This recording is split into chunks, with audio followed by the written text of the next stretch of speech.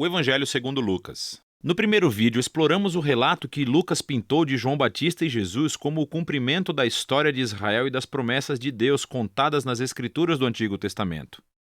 Nós vimos como Jesus começou a sua missão e trouxe as boas novas do reino de Deus aos pobres de Israel, às pessoas de baixo status social e às pessoas forasteiras. E Jesus ensinou que o seu reino é um reino invertido. É uma inversão de todos os nossos valores sociais comuns. Essa sessão culminou com Lucas nos mostrando como Jesus era um novo Moisés, que estava prestes a trazer um novo êxodo através da sua morte em Jerusalém. E assim chegamos à parte central do livro, onde Jesus leva seu recém-formado Israel a uma jornada até Jerusalém.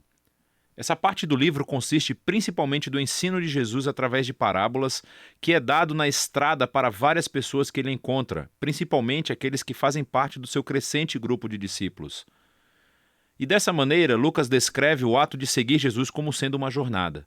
É algo que você faz à medida que aprende a caminhar na vida. Então, primeiro, Jesus convida os seus discípulos para fazer parte da sua missão, enviando um grupo para ir antes dele, anunciando o reino de Deus. Então, ser um discípulo, desde o início, significava participar da missão do reino de Jesus, tornando-a sua. E quando os discípulos de Jesus retornam, ele começa a ensiná-los sobre a oração, sobre confiar na providência de Deus.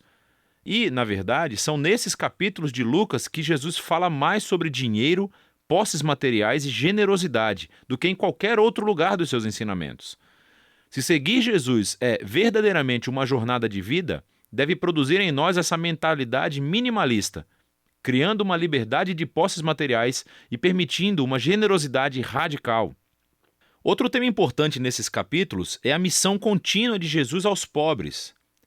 Então, enquanto viaja, ele continua formando seu novo Israel e encontra todas essas pessoas que estão doentes ou cegas. Ele se encontra com samaritanos, que são inimigos do povo judeu, e notoriamente Zaqueu, um homem que é judeu, mas que lidera a cobrança de impostos para os romanos. Todos esses forasteiros sociais encontram Jesus e são transformados por esse encontro. E assim, eles se juntam à comunidade do reino, que Jesus descreve como uma grande festa de banquetes. Ele está aqui para buscar e salvar quem está perdido, e celebra quando as pessoas descobrem a misericórdia de Deus. Mas nem todo mundo na festa está feliz. Lucas inclui várias histórias de Jesus em banquetes com os líderes de Israel. E todos estes se transformam em debates quentes, nos quais Jesus confronta o orgulho e a hipocrisia dos líderes. E assim, esse contraste de banquetes é demonstrado de uma forma memorável na parábola de Jesus sobre o filho pródigo. Assim, um pai teve 2 filhos e um deles, sendo tolo, fugiu e desperdiçou sua herança. Mas ele acaba por voltar, arrependido. E seu pai o perdoa e faz uma grande festa para celebrar o seu filho que estava perdido, mas foi achado. Porém, o irmão mais velho, que nunca deixou o seu pai, está com raiva e se ressente da generosidade do seu pai para com esse filho indigno. Nessa parábola famosa, Jesus explica toda a missão do seu reino para esses líderes. As suas festas representam a alegria de Deus em receber todo tipo de pessoa na sua família. O único requisito para entrar é humildade e arrependimento. E isso destaca a tragédia que existe entre os líderes de Israel, que rejeitam Jesus e sua comunidade do reino invertido.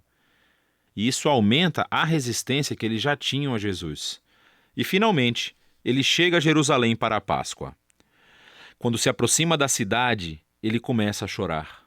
Os seus discípulos o saúdam como rei messiânico, mas os líderes de Israel o estão rejeitando. E ele sabe que a rejeição ao seu reino de paz colocará Israel em um caminho de resistência e rebelião contra o Império Romano. E isso trará a queda da cidade.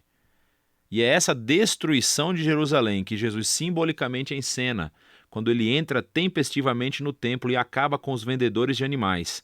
Ele interrompe o sistema de sacrifícios. Ele diz que este local de culto se tornou um covil de rebeldes e será destruído. Agora, esse ato, naturalmente, gera toda uma série de debates entre Jesus e os líderes de Israel, todos levando à predição de Jesus de que os exércitos romanos um dia cercarão a cidade. Irá destruí-la, assim como o templo, e no espaço de uma geração. Com isso, Jesus se retira com seus discípulos para celebrar a refeição da Páscoa. É a refeição simbólica anual sobre a libertação de Israel da escravidão através da morte do Cordeiro. E assim, Jesus transforma o pão e o vinho da refeição em novos símbolos sobre esse novo êxodo. O seu corpo ferido e o seu sangue derramado trará libertação para o Israel renovado de Jesus.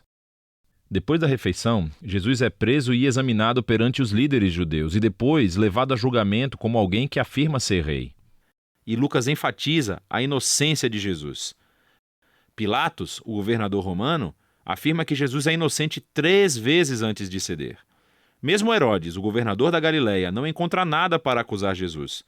Mas os líderes finalmente obrigam Pilatos a crucificá-lo, e ele assim o faz. Mas mesmo em sua morte dolorosa, Jesus incorpora o amor e a misericórdia de Deus que ele tanto ensinou. Ele oferece o perdão de Deus aos soldados quando eles o crucificam. E quando um dos criminosos executados ao lado de Jesus percebe quem ele realmente é, ele diz: "Lembre-se de mim quando entrar no seu reino." E as últimas palavras de Jesus são uma oferta de esperança para um criminoso humilhado. Hoje você estará comigo no paraíso. E assim, com esse último ato de generosidade e bondade, Jesus morre. Seu corpo é colocado em um túmulo. E no primeiro dia da semana, alguns dos discípulos de Jesus vêm ao túmulo e o encontram vazio. E há 2 figuras angelicais dizendo que Jesus está vivo, que ele ressuscitou dos mortos. E eles vão embora surpreendidos. É bem aqui que Lucas conta uma de suas mais belas histórias. 2 dos discípulos de Jesus saem de Jerusalém para uma cidade chamada Emaús e estão de coração partido com a morte de Jesus. De repente, Jesus está lá, caminhando ao lado deles, mas eles não o reconhecem. Ele pergunta por que estão tristes. E eles falam sobre todas as suas esperanças de que Jesus teria sido o único a redimir Israel, mas que agora ele está morto. E foi tudo em vão. Mais tarde, quando Jesus come uma refeição com esses 2, ele quebra o pão para eles, assim como o fez na refeição da Páscoa. E é nesse momento que eles o reconhecem, e ele então desaparece. Lucas conta essa história para fazer uma afirmação importante sobre seguir a Jesus. Quando os discípulos de Jesus impõem as suas agendas pessoais e visão da realidade sobre Jesus, ele permanece invisível e desconhecido para eles.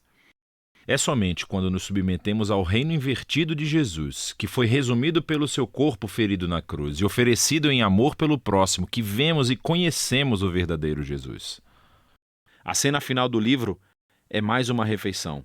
Jesus aparece aos seus discípulos e explica a eles, através das Escrituras do Antigo Testamento, como tudo isso fazia parte do plano de Deus. Que o Messias se tornaria o rei de Israel, sofrendo e morrendo pelos seus pecados e vencendo o mal com a sua ressurreição. E agora, assim como Simão o profeta prometeu no capítulo 2, o reino de Jesus se moverá para fora de Israel. Mas Jesus diz aos seus discípulos: esperem em Jerusalém pela vinda do Espírito que irá capacitá-los nessa nova missão. E isso, é claro, leva você até o 2º volume de Lucas, o livro de Atos. Mas por enquanto, esse é o Evangelho segundo Lucas.